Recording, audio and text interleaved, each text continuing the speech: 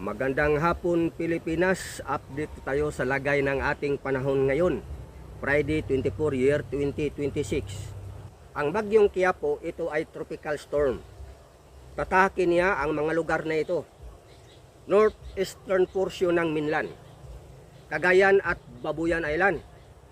Maglandfall po ito, posible mamayang hapon or bukas madaling araw. Ito ay tinataas ang signal number 2 sa lugar na mga ito.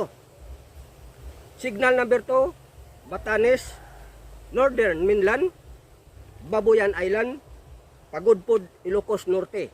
At signal number 1 naman dito sa mga lugar na ito.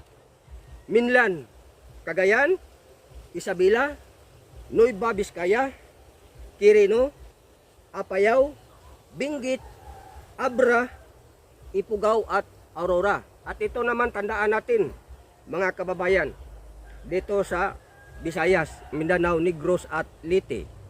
Ito ay hindi maganda sa mga maliit na mga sasakyang pandagat dahil ang southwest monsoon ay nagdulot ito ng malakas na hangin, habagat galing ng Kasagpang Kanluran.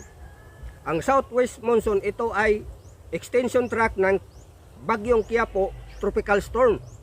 Kaya nga itong southwest monsoon ay nagdulot ito ng malakas na hangin galing ng Kasagpang Kanluran, hanging habagat.